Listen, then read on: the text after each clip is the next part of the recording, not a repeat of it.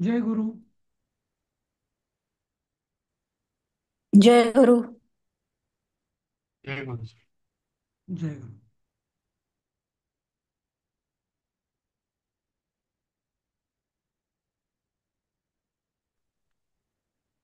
हा. हम्म, ठीक आहे, आपण सुरू करूया सगळ्यांनी. जय गुरु. हा. जय गुरु. आपला मला वाटतं 27वा श्लोक, 37वा श्लोक सुरू होता, बरोबर, पहिल्या अध्यायातला. हो. तर त्याच्यापासून आपण म्हटला होता आपण, आणि मग पुढे सुरुवात केली होती त्याची. तर आपण काय करूया, मी दोन डॉक्युमेंट शेअर करतोय स्क्रीनवरती. एक ज्याच्यामध्ये श्लोक, अन्वय, शब्दांचे अर्थ, आणि मग त्याचं जे स्पष्टीकरण आहे, तर त्याचं मी, ते जे तुम्हाला सांगितलं होतं सुबोध भगवद्गीता, तर त्यातलं चांगलं व्हर्शन हे मी तुम्हाला इकडं शेअर करतोय. ठीक आहे. तर हां. तस्मान्नार्हा वयं हन्तु धार्तराष्ट्रान् स्वबान्धवान् स्वजनं हि कथं हत्वा सुखेन स्याम माधव. तर सगळं दिसतंय ना तुम्हाला, दोन्ही स्क्रीन्स हो, दिसतात. हो, दिसतंय. दिसत आहेत ना? हां, ठीक आहे. तर हा 37वा श्लोक आहे. तर एक एक शब्द सुटे सुटे करूया आपण. तस्मात. तस्मात म्हणजे म- म्हणून. हां, ज्याला आपण म्हणून म्हणतो त्याकरिता. हां. न अर्हाहा म्हणजे काय? आम्ही योग्य नाही, किंवा आमची लायकी नाही, किंवा आमची पात्रता नाही. हां. हां. माधव. माधव म्हणजे कृष्णाला उद्देशून अर्जुन म्हणतोय की हे माधवा, स्वबांधवान म्हणजे आपल्या बांधवांना. हां, कोण आपले बांधव? कोण? धार्तराष्ट्र म्हणजे धृतराष्ट्राची मुले. हं. हंतुम मारण्याकरता. हं. वयम न अर्हाः आमची योग्यता नाही त्यांना मारण्याची. का बरं? तर ही, म्हणून का बरं, की स्वजनम हत्वा कथम सुखिनः स्याम, म्हणजे आपल्याच लोकांना मारून आम्ही सुखी कसे होऊ. श्याम हा जो शब्द आहे, हा अस्तीचा जो आहे ना, तर त्याचा विधिलिंकार आहे. त्याचा आहे तो श्याम, बहुवचन. हं. तर आम्ही कसे सुखी होऊ.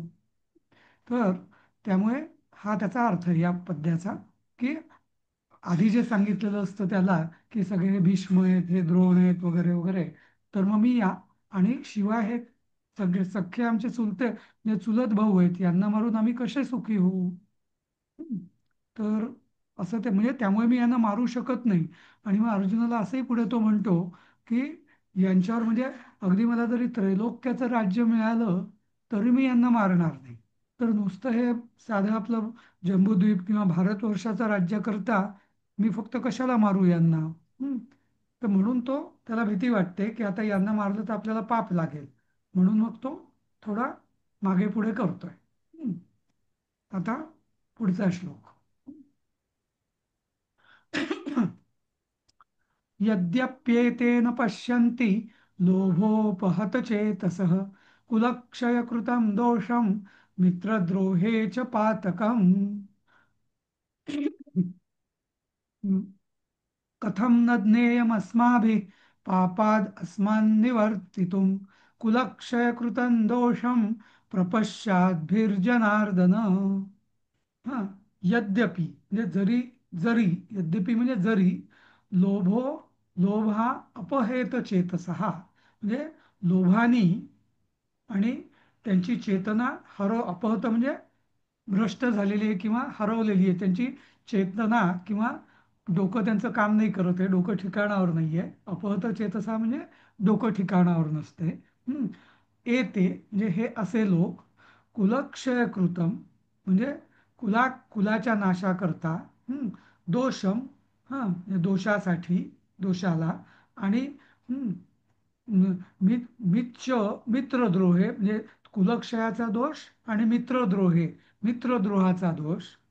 पातकम न पश्यन्ति म्हणजे जरी असं म्हटलं की ते समोरची जी पार्टी आहे ती काही बघत नाहीये, आपण हे सगळं केल्याने कुलक्षय दोष होईल किंवा मित्रद्रोहाचं पातक लागेल, हे त्यांना काही दिसत नाहीये, कारण त्यांचं डोकं ठिकाणावर नाहीये.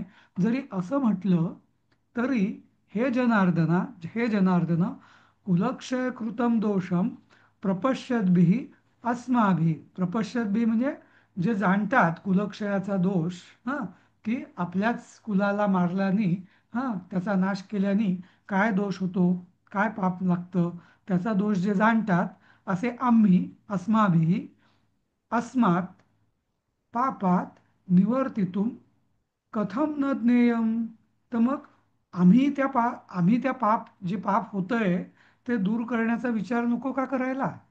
म्हणजे जरी त्यांचं चित्त लोभाने विवेक शून्य झालेलं आहे, असे दुर्योधन दुःशासन वगैरे सगळे, हां, आणि त्यांना काही पडलेली नाहीये की बुवा आपल्या कुलाचा क्षय होईल, मित्रांचा द्रोह होईल, पाप लागेल. पण तरी हे जनार्दना, आम्हाला माहिती आहे ना, मला तर कळत आहे ना, की हा कुलक्षय होणार या मोठ्या महाभारत युद्धाने. तर आणि त्याचा परिणामही आपल्याला माहिती आहे, की सगळे आपलेच सगळे सोयरे सगळे एकमेकांना मारणार. तर मग म्हणजे आम्ही तरी त्या पापात सहभागी कशाला व्हायचं? म्हणजे त्यांना माहिती नाही ते ठीक आहे. जसं आपण म्हणतो कधी कधी, अरे त्याला कळत नव्हतं भांडताना, तुला कळत नव्हतं का? असं. तर या पद्धतीने अर्जुन हा कृष्णाला विचारतोय, की म्हणजे जरी समजा ते मूढ आहेत, पण तरी आम्हाला तर कळत आहे ना, तर मला तर कळत आहे ना, माझं डोकं ठिकाणावर आहे, तर मी का नका असा विचार करू? आणि मग त्या त्या जे त्यांनी कुलक्षय सांगितलंय ना, तर त्याचं जरा आता विस्तृत विश्लेषण आहे, की कुलक्षयातनी काय हानी होते, हे तो कृष्णाला सांगतोय. हम्म.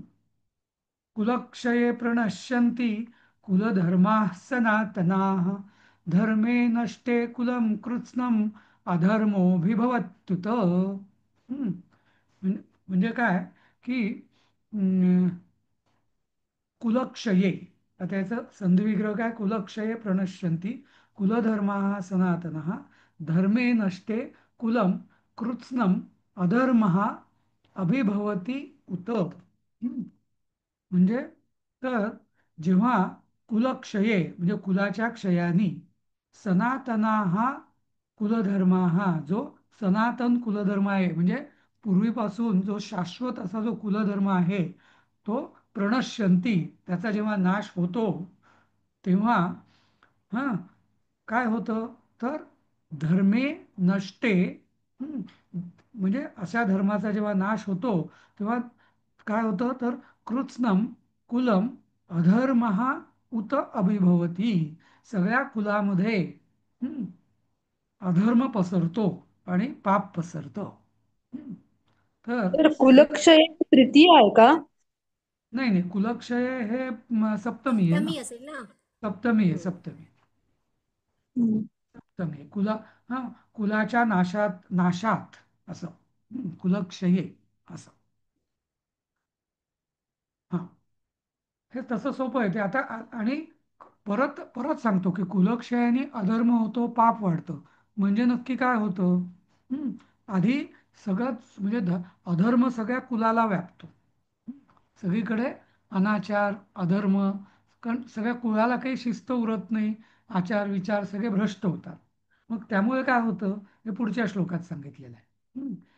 अधर्माभिभवात कृष्ण कृष्ण सॉरी अधर्माभिभवात कृष्ण प्रदुष्यन्ति कुलस्त्रियः स्त्रीषु दुष्टासु वार्ष्णेय जायते वर्णसंकरः.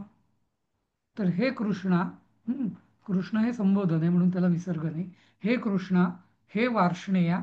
वार्ष्णेय हे म्हणजे काय, वृष्णी कुलातला होता कृष्ण, यादव कुल किंवा वृष्णी कुल, म्हणून त्याला वार्ष्णेय असं म्हटलेलं आहे. की हे कृष्णा, हे वार्ष्णेया, अधर्माभिवात अभिभवात, अधर्म अभिभवात म्हणजे काय, जेव्हा अधर्म जेव्हा पसरतो आणि त्यांनी काय होतं, अधर्म पसरल्यापासून, पंचमी आहे, हा, काय होतं, तर कुलस्त्रिय प्रदुष्यंती, म्हणजे कुलातल्या ज्या स्त्रिया आहेत त्या दूषित होतात, कारण त्यांना कोणी वाली उरत नाही. बरोबर, त्यांचं रक्षण करता. थोडक्यात म्हणजे काय, समाजाचे जे नियम असतात, धर्म म्हणजे एक शेवटी काय, समाजाची एक व्यवस्था, नियम. तर जेव्हा तो धर्म कुलक्षय झाल्यावरती धर्म म्हणजे कुलच उरत नाही, दोन चार आपले अगदी क्षीण होऊन जातं कुल. त्यामुळे धर्म कसला उरणार? आणि धर्म उरला नाही की त्या कुलस्त्रिया सगळ्यात पहिल्यांदा कोणावर परिणाम होतो त्याचा म्हणजे आपणही बघतो सगळ्या जे जिथे दंगली बिंगली होतात, तर तिथे सगळ्यात आधी काय होतं? तर सगळ्यात जास्त अत्याचार हे स्त्रियांवरती होतात, नाही का? जसं आपण बघितलं की भारत आणि पाक, नाही का, ज्यांची जेव्हा फाळणी झाली पंजाबमध्ये किंवा बंगालमध्ये, तर सगळ्यात जास्त अत्याचार कोणावर झाले, किंवा इवन 71च्या त्या बांगलादेशाच्या ह्याच्यात, नाही का, सगळ्यात जास्त अत्याचार कोणावर झाले तर स्त्रियांवर. त्यामुळे कुलस्त्रिया हा प्रदुष्यंती, सगळ्या कुलस्त्रिया या प्रदूषित होतात. त्यांना कोणी वाली उरत नाही. आणि स्त्रीषु दुष्टासु, आणि अशा स्त्रिया जर दूषित झाल्या तर वर्णसंकर हा जायते. तर वर्णसंकर, मग काय होतो? वर्णसंकर होतो. तर वर्णसंकर म्हणजे काय? तर भलेही आपण एकतर वर्ण म्हणजे जन्माने होणारे म्हणू किंवा व्यवसायाने होणारे म्हणू, दोन्ही अर्थाने, तरी वर्णसंकर म्हणजे काय? कोणीही कोणाशीही, म्हणजे कुठल्याही स्त्रीला त्यांनी दूषित केलेलं असतं. स्त्रियाला याचा बाप कोण कळत नाही, त्या मुलाला आपलं कुल कळत नाही, नाही का, म्हणजे आपली परंपरा काय, आपण कशाचा अभिमान बाळगायचा, नाही का.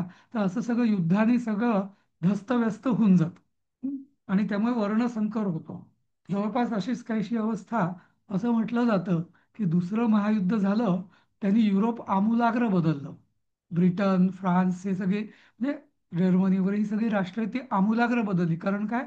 युद्धाने एका अर्थाने म्हणजे सगळं हीच अव्यवस्था झाली. आणि पूर्ण त्यांची जी काय संस्कृती असेल तीच बदलली. तेच थोड्याफार प्रमाणात पंजाब, सिंध, बंगाल या प्रांतात झालं, नाही का.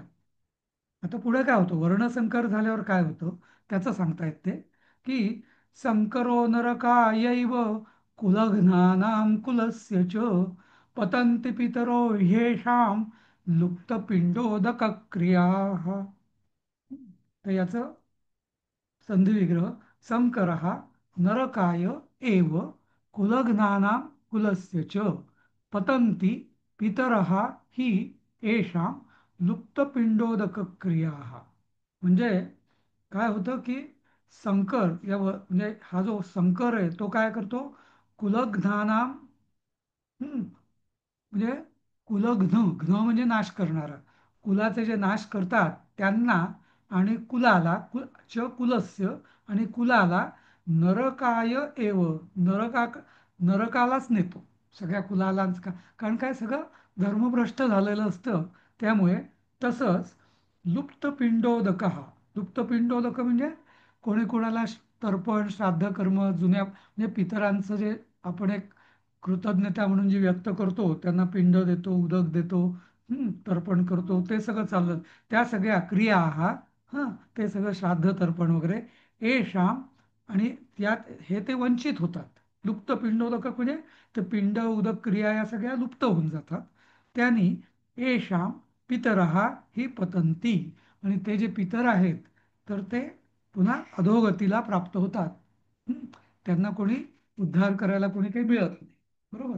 जसं आपण हे असं का म्हटलं जातं? कारण आपल्या शास्त्रानुसार आपल्यावरती प्रत्येकावरती ऋषी, देव, ऋषी आणि पितर यांचं ऋण आहे. बरोबर. तर ऋषी म्हणजे आपले आचार्य, गुरु वगैरे, देव म्हणजे परमेश्वर, आणि पितर म्हणजे ज्या कुलानी, ज्या कुलाच्या योगानी आपल्याला जन्म दिला, त्याचे आपल्यावर अनंत उपकार असतात त्या पितरांचे. आणि त्या पितरांना जर तर्पण केलं नाही तर ते आपल्यावर कृपा ठेवतील का? नाही का, त्यांची कृपा आपल्यावर असेल का? नाही. आणि मग ते पितरही नरकात जातात असं. हं. तर अशा रीतीने एक म्हणजे सर एका मागच्या युद्धान श्लोकामध्ये हा सर एक मिनिट मागच्या श्लोकामध्ये ते वार्ष्णेय आहे ते काय आहे सर? वार्ष्णेय म्हणजे वृष्णी नावाचं कुल होतं. जसं आपण यदुकुल म्हणतो ना, यदुकुल, कौरव, हा कुरुकुल, हा पुरुकुल, यदुकुल, इक्ष्वाकू वंश वगैरे, तसं वृष्णी नावाचा एक वंश होता. हा तर हा. कृष्ण हा त्या वृष्णी वंशाचा, यदुकुलाचंच दुसरं नाव हे वृष्णी आहे. हम्म. तर असे हम्म. कुलाचे मग म्हणजे यदुकुल. हा, कृष्णाला संबोधन असं आहे का? नाही, कुरु कुरु नाही, वला वला ऋषींचा नाही, असं वला. ते झालं, पण कृष्णाला म्हणतेला का वार्ष्णेय म्हणून? कृष्णाला म्हटलेलं हो, वार्ष्णेय हे कृष्णाचं, हा, कृष्णाला संबोधित केलेलं आहे हा, असं. हा. हा. मग कोणी म्हणेल की जय गुरु. यदुकुल आहे मग हे वृष्णी काय आलं, तर त्याचं असं आहे की त्या त्या कुलामध्ये ना ती ती मोठी माणसं होतात. हां, म्हणजे लोकोत्तर व्यक्ती, त्या त्या व्यक्तींच्या नावे त्या कुलाला संबोधिला जातं. हां, जसं यदुवंशात यदू होऊन गेला, वृष्णी होऊन गेला. जसं इक्ष्वाकू वंशामध्ये इक्ष्वाकू, भरत, रघु, हं, असे होऊन गेले. त्यामुळे त्यांना कधी रघुकुल म्हटलं जातं रामाच्या कुलाला, कधी इक्ष्वाकू वंश म्हटलं जातं, कधी कधी भरत वंश म्हटलं जातं असं. तर तसंच इकडं यदुकुल किंवा वृष्णीकुल असं म्हटलं जातं. Thank you sir. ठीक आहे. हं. जय गुरु. हे. हा. तर हे, तर तो म्हणजे कुलाचा क्षय झाल्याने काय होणार, हे सगळं इथं त्याचे परिणाम सांगितलेले आहेत. आणि मग पुढं काय होतं मग, दोषै एतै कुलघ्नानाम. हा, आता 43वा श्लोक. दोषैरेतैः कुलघ्नानां वर्णसंकरकारकैः उत्साद्यन्ते जातिधर्माः कुलधर्माश्च शाश्वताः. तर दोषैः एतैः म्हणजे हे सगळे दोष, हे सगळे कुलधर्म बुडल्याचे दोष. हा, त्यांनी काय होतं, कुलघ्नानाम, कोणाचे दोष आहे, कुलघ्न म्हणजे कुल, कुलाचा नाश करणाऱ्यांचे दोष. हा, तर वर्णसंकरकारकैही, आणि वर्णसंकर झाल्यामुळे होणारे दोष. हा, त्या दोषांनी काय होतं, तर शाश्वताः जाती कुलधर्माः च जातिधर्माः उत्साद्यन्ते. हं? शाश्वत, जो आपली एक शाश्वत परंपरा आहे आपली, की प्रत्येकाचा एक वंश असतो, त्याला अभिमान असतो, त्या कुलामध्ये एक चालीरीती असतात, परंपरा असतात, कला असतात, विद्या असतात, नाही का. तर त्या सगळ्या शाश्वत ज्या परंपरा आहेत की ज्याला आपण कुलधर्म, जाती धर्म हे सगळं म्हणतो, तर त्या नष्ट होतात. म्हणजे पूर्ण आपली, थोडक्यात आपल्या एका कुलाची आणि समाजाची परंपराच नष्ट होते. तुमचं अस्तित्व, तुमचं वैशिष्ट्य हे सगळं नष्ट होऊन जातं. हम्म. की ज्या, म्हणजे जो एक आपल्याला आपल्या कुलाचा, जातीचा अभिमान असतो, जे रक्त असतं आपल्यामध्ये, ते सगळं, कारण काही कुल उरलेलंच नाही. बरोबर. सगळं कोण कोणाचा मुलगा काय वगैरे सगळं भ्रष्ट झालेलं आहे त्यामुळे. हा, आता पुढं, उत्सन्न कुलधर्माणाम मनुष्याणाम जनार्दन नरके नियतं वासो भवतीत्यनुशुश्रुम. तर उत्सन्न कुलधर्माणाम, उत्सन्न कुलधर्माणाम म्हणजे असं कुलधर्म नच, उत्सन्न म्हणजे उपटून फेकलेला असा कुलधर्म. हा, त्याच्यापासून हा काय होतं, तर मनुष्यांचं काय होतं, अनियतम नरके वासहा भवती. म्हणजे असं जेव्हा सगळा कुलधर्म जेव्हा नष्ट होतो, तर हे जनार्दना, अशा मनुष्यांचं अनियतम अनिश्चित कालापर्यंत नरकात त्यांचा वास होतो. इति अनुशुश्रुम, असं आम्ही ऐकलेलं आहे असं. कोणाला काय विचारायचंय? ठीक आहे.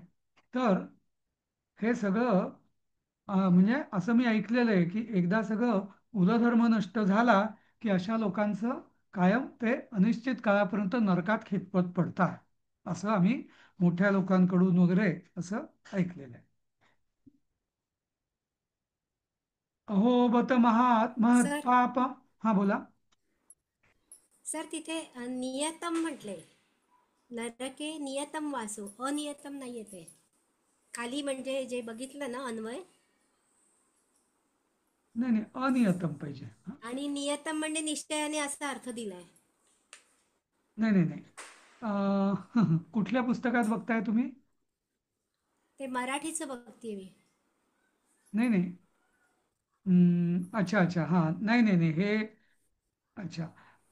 ओके, तुम्ही हा मराठीच्या जे कारण बघताय मी हिंदीमध्ये अनियतम समजलं लिहिलंय. हा समजलं हा मला. हां, ते दोन्ही कुठलं असं धरायचं तसा. मग? नाही नाही, नरके नियतम हेच जास्त बरोबर आहे. पण यांच्या नरके नियतम हा खरा शुद्ध पाठ आहे. पण यांच्या पुस्तकामध्ये नरके अनियतम असं आहे. अनियम म्हणजे अनिश्चित हा काळपर्यंत, हिंदीमध्ये तसं आणि लिहिलंय. नियतम म्हणजे निश्चितच असं. त्यांचं हा निश्चित नरकात वास होतो. दोन्ही याचा अर्थ तसा एकच होतो, अनिश्चित काळापर्यंत किंवा निश्चितपणे नरकात जातो असं या अर्थाने. हं? बरोबर. ठीक आहे. हा. अहो, हे जे आहे ना नरके नियतम, हे शांकर भाष्य जे आहे त्यानुसार जो पाठ आहे तो हा नरके नियतम असं आहे. आणि नरके अनियतम हा गीताप्रेस गोरखपूरचा पाठ आहे असं. सर ह्यात तर अन्वय देऊ शकता का तुम्ही? हा जो आहे ना, हा अन्वयच आहे. अहो, हा हा बत वयम, हा महत् पापम कर्तुम व्यवसिता, हे सगळं अव्ययच आहे. हा हा जो इकडे डाव्या बाजूला दिसताय ना तुला, हा. हम्म, अच्छा, हा हा. हम्म. तर पुढचा श्लोक. अहो बत महत् पापम कर्तुम व्यवसिता वयम यद्राज्य सुखलोभेन हंतुम स्वजनमुद्यता. अहो, अहो म्हणजे अरे रे, हा, किंवा किती मोठा चमत्कार आहे. हा, अहो, अरे बाप रे, हा, बत, हा, अरे रे, महत् पापम. म्हणजे बत म्हणजे अरे रे, अहो म्हणजे किती मोठा चमत्कार आहे, अरे रे, हा, हा, वयम, वयम म्हणजे आम्ही, मोठं पाप, महत् पापम कर्तुम व्यवसिता, म्हणजे आम्ही मोठं पाप करायला तयार झालेलो आहोत. हा, कशा करता? की जे यत राज्य सुख लोभेन स्वजनम हंतुम उद्यता. कुठलं मोठं पाप? तर राज्य सुखाच्या लोभाने आम्ही आपल्याच लोकांना मारायला उद्युक्त झालेलो आहोत. हम्म, किती मोठं आश्चर्य आहे की आम्हाला एवढी साधी गोष्ट लक्षात नाही आली, असं तो म्हटलाय अर्जुन. हम्म, की म्हणजे आपल्यात प्रकरण मिटवण्याच्या ऐवजी त्याच्या हे लक्षात येत नाही की सगळी शिष्टाई वगैरे केली होती श्रीकृष्णाने. उद्योग पर्वामध्ये सगळ्या वाटाघाटी झाल्या होत्या. पण दुर्योधनाने सांगितलं होतं की सुईच्या आग्रावर देखील एवढी जमीन मिळेल एवढी सुद्धा तुम्हाला आम्ही देणार नाही, नाही का. आणि बाकी सगळा त्याचा जो अन्यायाचं जे वागणं होतं, द्रौपदीचं त्यांनी वस्त्रहरण केलं होतं, या सगळ्या गोष्टी विसरून अर्जुनाला असं वाटायला लागलं की आम्ही आपल्याच लोकांना मारायला निघालोय, हे आमच्या आधी लक्षात कसं आलं नाही असं. हम्म. हा. यदि माम प्रतीकारम शस्त्रम शस्त्रपाणयः धार्तराष्ट्रारणे हन्युस्तन्मे क्षेमतरं भवेत्. हा, म्हणजे अं, आता तो तर असंही म्हणतो, म्हणजे अक्षरशः ज्याला आपण म्हटलं ना, म्हणतो ना की अहिंसेच्या मधल्या काळात जे आपल्या भारतामध्ये पण जे चाललं होतं, अहिंसेचा अतिरेक, तर तसा इथं आता तो अहिंसेच्या अतिरेकाची भाषा बोलतोय. काय? तर यदी, जर, माम म्हणजे मला अशस्त्रम, हा, म्हणजे मी आता शस्त्रचा मी त्यागच करतोय, आणि अशा मी शस्त्रत्याग केलेला मला अशस्त्रम अप्रतिकारम, आणि मी काही प्रतिकारही करणार नाही, अशा, हा, मला जर शस्त्रपाणय म्हणजे कोण? ज्यांच्या पाणी म्हणजे हात, ज्यांच्या हातात शस्त्र आहेत असे कोण? धार्तराष्ट्रा, म्हणजे धृतराष्ट्राचे पुत्र दुःशासन, दुर्योधन वगैरे, रणे, युद्धात, हन्युहू मारतील, तत्, तर, हा, हा, किंवा ते, मे, हा, म्हणजे माझ्याकरता क्षेमतरम भवेत, म्हणजे एक वेळ म्हणजे मला, मी तर शस्त्राचा त्याग करतोच आहे, पण ते मला मारायला जरी आले आणि त्यात त्यांनी मला मारलं तरी माझं अधिक कल्याणकारक होईल, कारण मला पाप लागणार नाही असं. जसं मध्ये म्हणायचं ना की समोरच्यानी एका गालावर मारला तर दुसरा गाल समोर करा. तर आता ती भाषा, इतकी इतकी ती भाषा बोलतोय. अर्जुन म्हणजे अक्षरशः त्याने संपूर्ण शरणागती इतकं की आता मी प्रतिकार पण करणार नाही त्यांनी मला मारलं तरी इतकं तो खाली जातोय. हं? मग असं त्यांनी म्हणजे त्याची मर्यादा अगदी शेवटची मर्यादा त्यांनी अगदी सांगितली की मी तर आता युद्ध करतच नाही आणि आता युद्धात तर आहोत त्यामुळे समोरचं आमच्यावर आक्रमण केलं तर मी प्रतिकार पण करणार नाही. मेलेलं मला चालेल ते चांगलं उलट असं. संजय उवाच एवमुक्तार्जुनः सङ्ख्ये रथोपस्थ उपाविशत् विसृज्य सशरं चापं शोकसंविघ्नमानसः. तर एवम म्हणजे अशा रीतीने उक्त्वा असं म्हणून हं, अर्जुन अर्जुन संख्ये म्हणजे संग्रामात हा संख्य हा जो शब्द आहे ना संख्या सांख्य याचं स्पष्टीकरण मी पुढच्या अध्याय हे करताना देईल की नक्की त्याचा काय अर्थ घ्यायचा तो कधी काय अर्थ घ्यायचा तो. हां पण सध्या इथं संख्य याचा शब्द आहे. संख्य म्हणजे संग्राम म्हणजे संख्या या संग्रामामध्ये हं, हां शोक संविघ्न हा मानस हा अत्यंत शोकाकुल असं मन असलेला अर्जुन हा असं म्हणून एवमुक्त्वा सशरम चापम विसृज्य म्हणजे त्यांनी बाणाचा जो भाता असतो तो खाली टाकला. चापम म्हणजे धनुष्य विसर्जन केलं. हां आणि रथोपस्थे हं, रथ उपस्थ म्हणजे मागचा भाग बरोबर रथाच्या मागे जाऊन बसला. हं, म्हणजे अं, अं, युद्ध करण्याला सामोरं जाणं नाही तर युद्धाला विन्मुख होऊन बसला मागे हे करून बसला तो. हं, रथ उपस्थे उपाविशत. तर अशा रीतीने अर्जुन अत्यंत उद्विग्न असा शोकमग्न असा होऊन बाण धनुष्य सगळं त्यांनी सोडलं आणि तो रथाच्या मागे असा बसला. तर ओम तत्सद इति श्रीमद्भगवद्गीता सूपनिषत्सु ब्रह्मविद्यायां योगशास्त्रे श्रीकृष्णार्जुन संवादे अर्जुन विषाद योगो नाम प्रथमोध्यायः.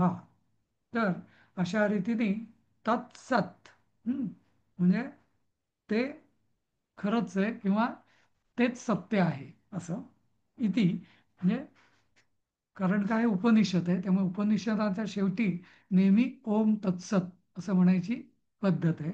म्हणून इथं आणि हे श्रीमद भगवद्गीता हे उपनिषदच आहे म्हणून त्याला ओम तत्सत ही उपाधी लावलेली आहे. श्रीमद भगवद्गीतासु उपनिषदसु श्रीमद भगवद्गीता नावाच्या उपनिषदात ब्रह्मविद्यायाम ब्रह्मविद्येच्या हां ब्रह्मविद्याच्या योगशास्त्रात श्रीकृष्ण आणि अर्जुन संवादातला अर्जुन विषाद योग हा अर्जुन विषाद योग नावाचा पहिला अध्याय समाप्त झाला. तर या पूर्ण अध्यायाचं सारांश म्हणजे अर्जुनाला अ, विषाद विषाद म्हणजे शोक मोह आधी मोह झाला आणि मोहाने शोक उत्पन्न झाला आणि त्यांनी त्याची बुद्धी भ्रमित झाली. तर म्हणून त्याला अर्जुन विषाद योग असं म्हटलेलं आहे. याच्यावर काही विचारायचं आहे तसं यात समजवण्यासारखं असं फार काही नाही आहे. मुख्यत्वे करून हे वर्णनच आहे माहितीपरच आहे हे. कारण कन्सेप्च्युअल असं काही यात फार सर समजण्यासारखं नाही आहे. हां बोला. सर ते युद्धामध्ये कुलक्षय होतं हे थोडं डिटेलमध्ये सांगा ना. हां बरोबर जसं आता आपलं भारत या अगदी आपल्या आत्ताच्या ह्याच्यातलं बघूया आपण. म्हणजे तुम्हाला कदाचित कोणी तुम्हाला भेटलं असेल तर सांगतील म्हणजे जे निर्वासित ज्यांना आपण म्हणतो ना पंजाबी सिंधी हां यांना बंगाली हां. हां जेव्हा आपली फाळणी झाली परिस्थिती युद्धासारखीच होती म्हणजे फक्त त्याला युद्ध म्हटल्या गेलं नाही. पण तेव्हा काय झालं लोकांवर अनन्वित अत्याचार झाले बरोबर स्त्रियांवर विशेषतः. हं. ती जी त्यांचं जे म्हणजे अक्षरशः मलाही बरेच असे माहिती आहेत पंजाबातले म्हणजे सिंध प्रांतातले पंजाबातले बंगालातले की अत्यंत अशी समृद्ध तिथली कुलं होती. हं. वंश होते तिथले घराणी होती ती कसंही सोडून जे हातातलं सोडून घरी आली आणि त्यांचं सगळं पूर्ण म्हणजे आज जे आपण इथं उल्हासनगरातले वगैरे सिंधी बघतो ना, तर त्यांचं पूर्ण संस्कृतीच राहायला गेली. सगळ्यात समृद्ध प्रदेश होता सिंध हा. बरोबर. त्यांचं पूर्ण धर्म म्हणजे चालीरीती, परंपरा, रिवाज जे मुस्लिमांच्या खूप एवढ्या त्यांनी कुठल्या त्या 17 वेळा आक्रमण केलं सिंधवर, त्यांनी नष्ट झालं नाही. ते एका फाळणीने सिंधचं पूर्ण शिरकाण झालं. तीच अवस्था बंगालच्या फाळणीत झाली आणि नंतर तीच अवस्था बांगलादेश युद्धामध्ये म्हणजे स्वतः बांगलादेशची झाली, आपली नाही. म्हणजे आपला तर गेला होता, पण तिथल्या बायकांची सगळी अशीच अवस्था झाली, नाही का? असं. तर आणि तेच असं म्हटलं जातं दुसऱ्या महायुद्धात वगैरे ब्रिटनची व्यवस्था वगैरे पण अशीच झाली. युद्धाच्या आधीचा ब्रिटन आणि युद्धाच्या नंतरचा, भले त्यांनी आपल्यावर राज्य केलं असेल, पण एक त्यांना एक जे म्हणजे काय संस्कृती होती ब्रिटिश, ती पूर्ण नष्ट झाली. सगळे लोक स्वार्थी झाले. असं असं बऱ्याच जणांनी लिहून ठेवलेलं आहे की युद्धानंतर पूर्ण ब्रिटन जो आहे त्याची संस्कृती पूर्ण बदलली, सगळे स्वार्थी झाले असं. कारण तर परंपराच पण गेल्या शेवटी यात. युद्ध तर झालंच ना, मग कुलक्षय झाला का? नाही नाही नाही, कुलक्षय झालाच ना, प्रश्नच नाही. कुलक्षय झालाच. 18 अक्षौहिणी सैन्य मारल्या गेलेलं आहे ना. आणि म्हणूनच कलियुग. आता कुलक्षय झालं नाही असं कृष्ण म्हणतच नाही, तो होणारच आहे. पण कृष्ण म्हणतोय तुझ्या हातात नाही आहे, होईल की न होईल. असं ते विधिलिखित आहे, ते होणारच आहे. आणि तू स्वतःला करता त्याचा समजू नको, असं पुढे येईल म्हणजे. असं कुलक्षय झालेलाच आहे, प्रश्नच नाही. बरोबर. म्हणूनच मग नंतर मग कलियुग सर सुरू आमची झालं ना. पुस्तकं हिंदीमध्ये आहेत का सर? हो, तुमची पुस्तकं हिंदीत आहे. पण आता हे जे मी तुम्हाला मराठीचं जे दाखवतोय ना, हे जसं जसं होत हं, जाईल तसं मी तुम्हाला हं. सॉफ्ट कॉपी याची पाठवत जाईल. हां. नाही, तुम्ही एक टाकलेलं आहे हिंदी मधलं. हो एक पहिला अध्याय टाकलेला आहे ना तुम्ही हिंदी मधला. हो हो. त्यात ना एक पेज मिसिंग आहे, 3 श्लोकांचा अर्थ नाहीये, म्हणजे एक पेजच नाहीये. ठीक आहे. पाठवीन मग मी ते. हां, चालेल. तशी पण हो पुस्तकं मिळतीलच हो तुम्हाला. हां, चालेल. हो. हां. तर ठीक आहे. आता दुसरा अध्याय आपण सुरू करत आहोत. तर दुसऱ्या अध्यायामध्ये सुद्धा पहिले 10 श्लोक जे आहे ते आधी कृष्ण काहीतरी त्याला म्हणतो. हं. मग परत काहीतरी अर्जुन म्हणतो. म्हणजे कृष्ण आधी सोप्या शब्दांमध्ये त्याची समजूत घालायचा प्रयत्न करतो.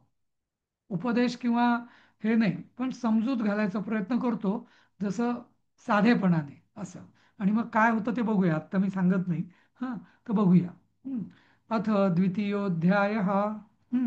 संजय उवाच तं तथा कृपयाविष्टम् अश्रुपूर्णाकुलेक्षणं विषीदन्तमिदं वाक्यम् उवाच मधुसूदनः. आता याचं संधिविग्रह. तं तथा कृपया आविष्टम् अश्रुपूर्णाकुलेक्षणं विषीदन्तम् इदं वाक्यम् उवाच मधुसूदनः.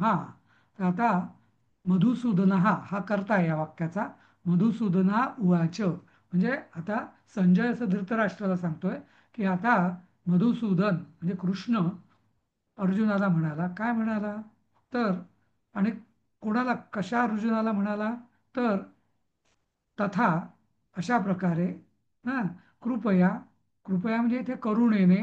आविष्टम. आविष्टम म्हणजे कृपा किंवा दयेने, कृपेनी, करुणेनी असा पूर्ण जो व्याप्त होता. अश्रुपूर्णाकुलेक्षणम. हां, अश्रुपूर्ण आकुलेक्षणम. आकुल म्हणजे पूर्ण व्याकुल. हां, ईक्षणम. आकुल ईक्षणम. आकुल म्हणजे व्याकुळ ज्याला आपण म्हणतो. आणि ईक्षणम म्हणजे कटाक्ष. त्याच्या पूर्ण डोळे डबडबलेले होते. हां, आणि व्याकुळ झाला होता तो अगदी असा. त्याला विषीदंतम आणि विषाद म्हणजे शोक करत होता. अशा त्याला तम. तम म्हणजे त्याला. मधुसूदन हा इदम वाक्यम उवाच. तर श्रीकृष्ण वर वर्णन केल्यामुळे तथा कृपेने युक्त झालेल्या, कृपेने किंवा करुणेने म्हणूया आपण, करुणेने युक्त झालेल्या कोण? ज्याचे नेत्र अश्रूंनी भरले आहेत व त्यामुळे आकुल, आकुल म्हणजे व्याकुळ, हा म्हणजे फुटत नाही त्याला शब्द, हा घाबरलेला आहे तो असा, अशा त्या खेद करणाऱ्या किंवा शोक करणाऱ्या त्या अर्जुनाला हे वाक्य बोलला. आता ते तो कृपा म्हणजे काय, तर दया, हा की सगळी त्याच्या मनात त्या बांधवांविषयी कृपा किंवा दया उत्पन्न झाली आणि म्हणून तो व्याकुळ झाला असं. हम्म, हम्म. समजलं. तर आता कृष्णाचं, पण हे पहिलं जे सांगतोय ना कृष्ण, हे नुसतं छोटी छोटी समजूत घालतोय, अरे कर रे, काही होत नाही, असं काय तू विचार करतोस वगैरे असं. श्री भगवानुवाच कुतस्त्वाकश्मलमिदं विषमे समुपस्थितम् अनार्यजुष्टमस्वर्ग्यम् अकीर्तिकरमर्जुन. तर कुतः, म्हणजे हां त्याचं अर्जुन, अर्जुन हे त्याचं संबोधन आहे. तर कुतः त्वा कश्मलम इदम विषमे समुपस्थितम अनार्यजुष्टम अस्वर्गम अकीर्तिकरम अर्जुन. म्हणजे काय, तर कृष्ण भगवान त्याला म्हणतात की हे अर्जुना, त्वा म्हणजे तुझं, हां हां विषमे, विषमे म्हणजे भलत्या वेळी, तुझं असं आहे भलत्या वेळी, हे इदम म्हणजे हे, कश्मल म्हणजे जळमट, कश्मलचा शाब्दिक अर्थ आहे जळमट, म्हणजे भलतं सलतं किंवा जळमट. हां कुतः समुपस्थितम, आता कुठे तू उपस्थित करतोयस यावेळी. हं? कारण यतः, हं, अनार्यजुष्टम, तर हे हं, हं, हे काही आर्यजुष्टम नाहीये. आर्यजुष्टम म्हणजे, आर्य म्हणजे ज्यांना संस्कृती आहे असे लोक आर्य, ज्यांना संस्कृती नाहीये, जे रानटी टोळ्यातला असतात किंवा ज्यांना काही संस्कृती नसतात, परंपरा नसतात, ते अनार्य. बरोबर. तर अनार्यजुष्टम की ज्यांना काही परंपरा नाहीये, हा असल्या लोकांसारखा विचार, अस्वर्गम की ज्यांनी काही स्वर्गप्राप्ती पण होणार नाहीये, आणि जे अकीर्तिकर आहे म्हणजे ज्यांनी कीर्ती तर मिळणारच नाही, तर तुझी बदनामी होणार आहे, असं तुला भलतं असेल तर काय विचार करतोयस तू, आता कुठे हा प्रश्न काढतोयस असं. हम्म. आणि इथं कृष्ण त्याला अक्षरशः संस्कृतमधली शिवीच देतोय. इथं आता क्लैब्यम मास्म गमः पार्थ नैतत् त्वय्यौ, सॉरी, क्लैब्यम मास्म गमः पार्थ नैतत्त्वय्युपपद्यते क्षुद्रं हृदय दौर्बल्यं त्यक्तोत्तिष्ठ परन्तप. तर पार्थ म्हणजे इथं परत पार्थ हे संबोधन आहे की हे पार्था. आता इथं पार्थ हा शब्द म्हणजे कोणाचा, पृथू, पृथू वंशातला म्हणून पार्थ अर्जुनाला. असं. अर्जुनाला पार्थ क्लैब्याम, मास्मगमहा म्हणजे क्लैब्या म्हणजे नपुसंक होऊ नकोस. हा म्हणजे अक्षरशः तो त्याला त्याला आपण गावठी भाषेत शिवी देतोय तसा तो देतोय की असं नपुसरकासारखं काय बोलतोयस, हा नपुसंकाला का जातोयस, हा त्वयी एत न उपपद्यते. हं, तुझ्यात हे उपपद्यते म्हणजे योग्य नाहीये, हे तुझे तुझे करतोयस ते, हा उचित नाहीये हे परंतपा म्हणजे आता तो त्याला थोडं प्रोत्साहन देतोय. परंतप, परमतप म्हणजे दुसऱ्याला ताप देणारा, दुसऱ्याला म्हणजे पर म्हणजे इथं शत्रू, शत्रूला ताप देणारा. आतापर्यंत सगळ्या शत्रूंना तू हृदयात धडकी भरकवतोयस, हा भरवतोयस, तर असा तू परंतप आहे. हा तर क्षुद्रम हृदय दौर्बल्यम, असं क्षुद्र असं तुझं हृदयाचं दौर्बल्य त्यक्त्वा, सोडून दे, त्याग कर त्याचा, आणि उत्तिष्ठ, उभा हो, उठ पुन्हा असं. तर बघा म्हणजे एकाच श्लोकामध्ये त्यांनी, कृष्णाने बघा त्याला शिवी पण दिलेली आहे, म्हणजे उपहास केलेला आहे त्याचा, त्याला सांगितलेलं पण आहे की हे योग्य नाही आहे, त्याला प्रोत्साहन पण दिलेलं आहे, तू परंतप आहेस, पराक्रमी आहेस तू, आणि त्याला परत उपदेश दिला आहे की हे तुझं हृदय दौर्बल्य सोडून उठ, उभा राहा असं. हं, हं. असं त्यांनी हे केलेलं आहे. तर कृष्णाने म्हणजे इथं